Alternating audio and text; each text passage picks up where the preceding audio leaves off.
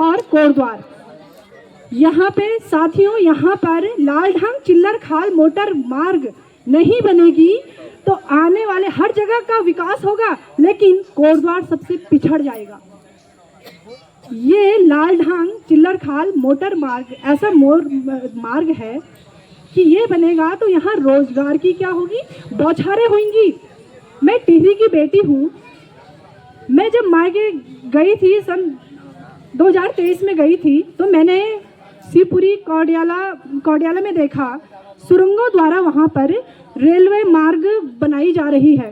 सुरंगें धरती के अंदर एक मार्ग अंदर एक बाहर को। तो मैंने पूछा ये क्या है? बोले रेलवे मार्ग बनाया जा रहा है तीर्थ धाम के लिए। कि सरकार वहाँ पर इतना पैसा लगा रही है, कोटद्वार के लिए क्यों नहीं मतलब इतना टाइम हो गया, यहाँ पे 1 महीने से ऊपर हो गया है, सरकार तो देखना भी पसंद नहीं कर रही हम लोगों को। वाकई सरकार सो रही है कि सोने का नाटक कर रही है, ये पता नहीं, यही जाने। लेकिन धीरे धीरे हमारे पास शब्द अब कम होते जा रहे हैं। अगर इन्हें यह काम सबसे असंभव लग रहा है तो एक बार हमारी पीड़ा दुख दर्द बांटने के लिए हमारे बीच आते, हमें भी यूँ लगता कि कोई हमारे साथ खड़ा है ना। मैं धन्यवाद करूंगी राम कंडवाल भाई जी का, कोई तो है समाज में आवाज उठाने के लिए। अगर कोटद्वार के 4 भाई ऐसे पत्र लिखते तो शायद सोई भी सरकार जागती। लेकिन मुझे भी इसका निवारण पता है, सोई भी सरकार ऐसे नहीं जागेगी जब सरकार पर क्या पड़ेगा, प्रेशर। जैसे इन्होंने टिहरी में क्या किया था, डाम बनाने के लिए प्रेशराइज किया था ना, वैसे यहाँ पर सरकार पे प्रेशर पड़ेगा तब जाके ये रोड बनाएंगी।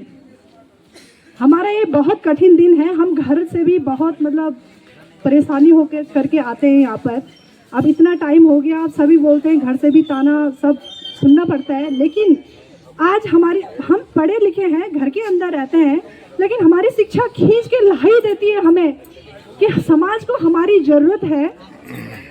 सामाजिक वही है, पढ़ा लिखा वही है जो समाज के कुछ कमियां हैं और उसे पूरा करने के लिए आगे बढ़े। जैसे भाई थापा जी ने सबसे बड़ी पीड़ा यहाँ की मोटर मार्ग, लालढांग चिल्लर खाल मोटर मार्ग थी, तो वो मुहिम उन्होंने छेड़ी।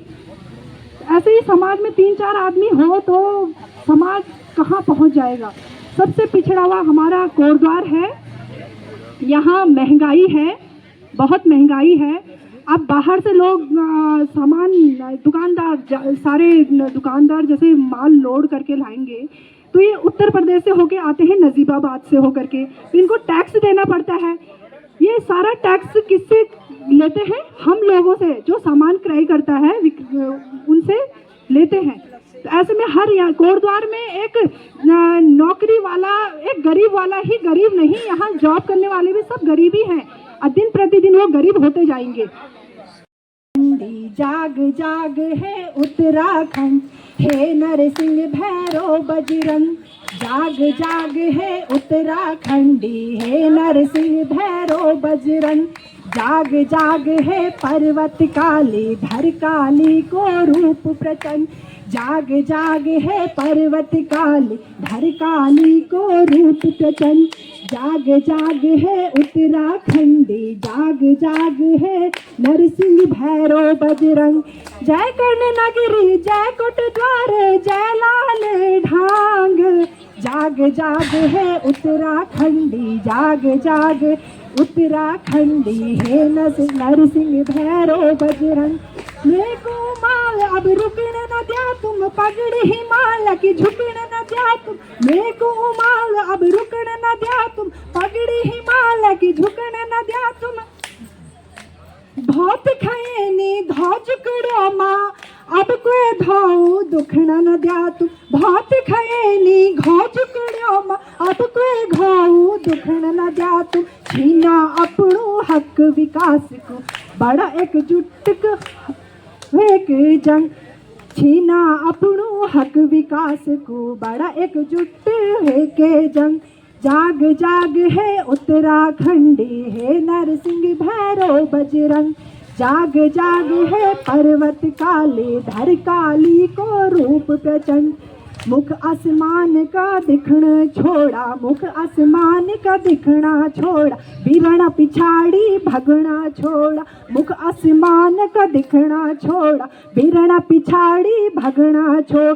उत्तराखंड अब सांस छ तुम्हारी सांस है कमा मंगण छोड़ा, उत्तराखंड अब सांस छ तुम्हारी बीरण बाट जान अब छोड़ा। जा छीना अपनो हक विकास को लड़ा एकजुट है के ही जंग, छीना अपनो हक विकास को एकजुट है के ही जंग।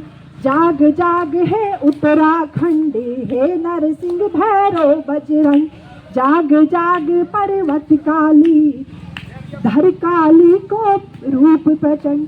जय कर्ण नगरी कोट द्वार जय लाल ढांग, जाग जाग है उत्तराखंडी है नरसिंह भैरव बजरंग। धन्यवाद।